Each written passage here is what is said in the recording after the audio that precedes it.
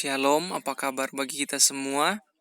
Kak harap semua ada dalam keadaan baik, ada dalam keadaan sehat, kuat semua, supaya boleh menjalankan aktivitas dengan baik.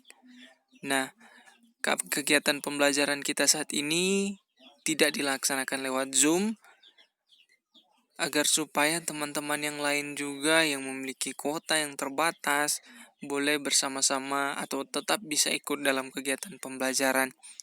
Nah, dengan pembelajaran ini, Kak harap semuanya bisa mengikuti dan boleh berguna bagi kehidupan pribadi ataupun studi teman-teman di masa depan nanti. Nah, judul atau materi kita saat ini ialah karya Allah dalam kepelbagaian.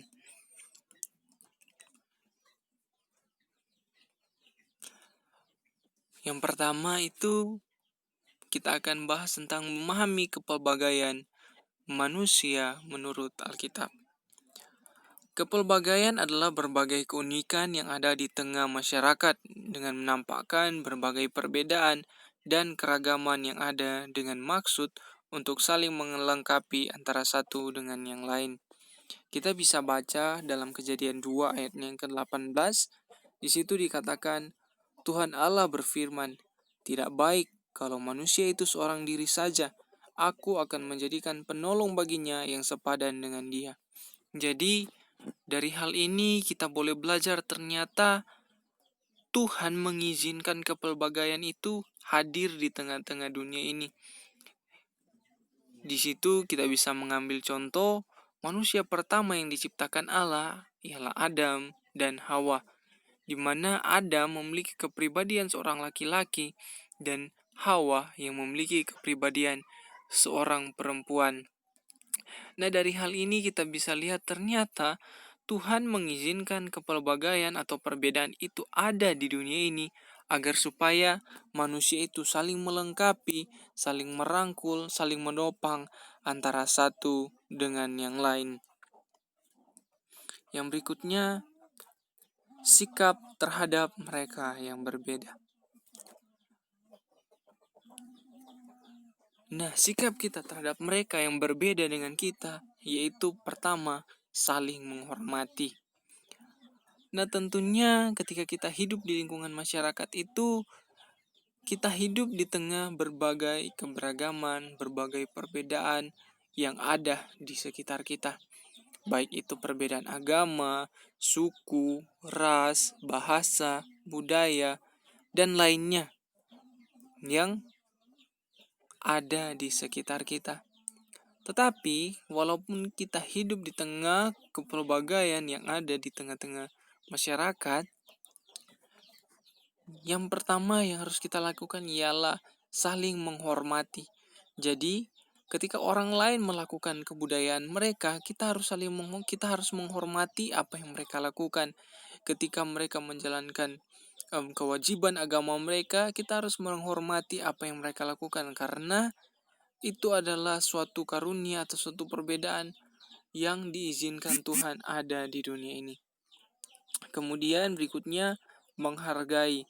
Nah, Kak kasih contoh ketika kita hidup di lingkungan yang memiliki agama yang berbeda dengan kita.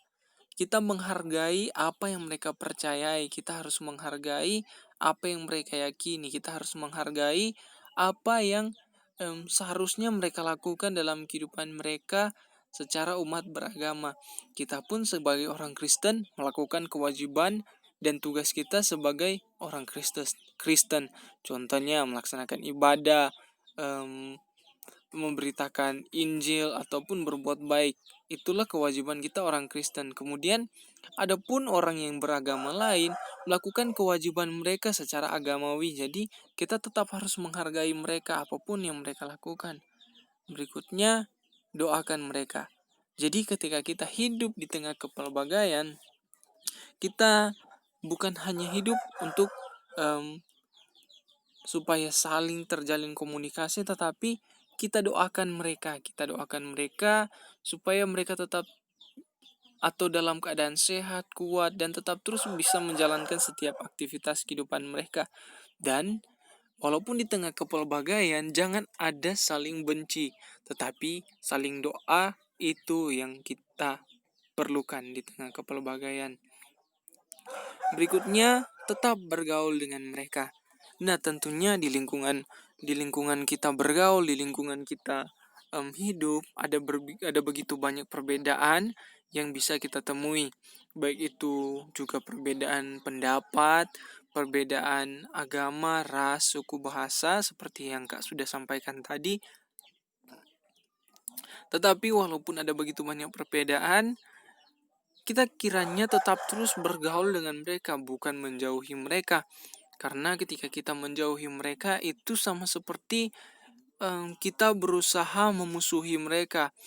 Tuhan tidak mengizinkan atau Tuhan tidak mengajarkan kita untuk memusuhi orang lain, tetapi mari kita tetap terus bergaul dengan mereka, tetapi kita harus ingat apa yang kita percayai. Walaupun mereka beragama lain, kita harus mempercayai apa yang kita pegang. Kita harus percaya tetap terus kepada Kristus dan meyakini bahwa hanya Dialah juru selamat dan Tuhan kita. Tetapi kita tidak boleh menjauhi orang yang berbeda agama, golongan, ras, suku, bahasa, atau yang lainnya. Tapi kita harus tetap terus bersama atau hidup saling terkait dengan mereka. Berikutnya, karunia Allah dalam kepelbagaian. Nah, berdasarkan Alkitab, kita bisa baca dalam Galatia 3 ayat 28, di situ dikatakan, dalam hal ini tidak ada orang Yahudi atau orang Yunani, tidak ada hamba atau orang merdeka, tidak ada laki-laki atau perempuan, karena kamu semua adalah satu di dalam Kristus Yesus. Jadi, dalam hal ini, kepelbagaian adalah karunia Allah yang Tuhan berikan. Sama seperti yang dikatakan dalam Galatia 3 ayat 28, karena kamu semua adalah satu di dalam Kristus Yesus. Jadi segala perbedaan, segala keberagaman yang ada di tengah-tengah kehidupan kita, ternyata itu untuk saling melengkapi, supaya kita saling merangkul dan saling menopang satu dengan yang lain. Contohnya ketika kita dalam kekurangan, pastinya ada orang lain yang menolong kita. Dan ketika ada orang lain dalam kekurangan, supaya kita membantu atau menolong mereka yang berada dalam kekurangan. Kak boleh kasih contoh juga ketika kita dalam kelas. Nah, dalam kelas itu mungkin di saat guru menjelaskan ada yang lambat menulis. Nah, mungkin setelah selesai pembelajaran kita boleh berbagi apa yang guru sampaikan di saat pembelajaran. Kita boleh berbagi ilmu. Mungkin ada yang lambat dalam menangkap kata-kata yang guru sampaikan. Jadi kita boleh saling membagi ilmu satu dengan yang lain. Nah, dan di saat teman-teman dalam keadaan susah, contohnya juga dalam mengerjakan tugas yang diberikan guru, ketika teman-teman dalam kesulitan, nah teman yang satu juga yang mungkin mampu melakukannya bisa bekerja sama, saling mengajarkan atau saling merangkul supaya saling melengkapi satu dengan yang lain. Jadi itu yang dimaksud dengan kepelbagaian adalah karunia yang Tuhan berikan. Dan menurut Xiao Chong, dia berkata bahwa perbedaan dan keragaman adalah karunia dari Allah Pencipta yang dinyatakan dalam Yesus Kristus melalui karya penebusannya. Jadi dari sini Xiao Chong mau mengatakan bahwa perbedaan dan keragaman itu adalah karunia Allah. Nah, walaupun demikian, dia pun sempat mengatakan bahwa karunia yang Allah berikan itu sudah dirusak oleh dosa. Nah, teman-teman boleh lihat kepelbagaian di berbagai daerah itu dalam menanggapi satu dengan yang lain itu berbeda-beda.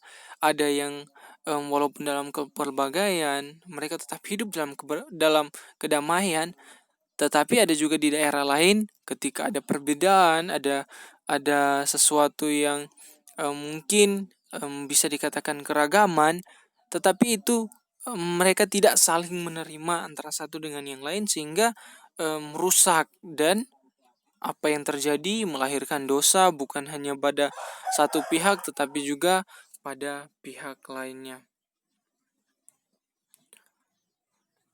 Nah, teman-teman, sampai di situ kegiatan pembelajaran kita, dan kiranya pembelajaran kita saat ini boleh berguna bagi kita dan bagi masa depan kita. Dan setelah video ini, Kak akan membagikan tugas, dan kiranya tugas ini bisa teman-teman buat. Jadi terima kasih kepada teman-teman yang boleh mengikuti video pembelajaran yang Kak boleh bagikan saat ini. Tuhan Yesus memberkati.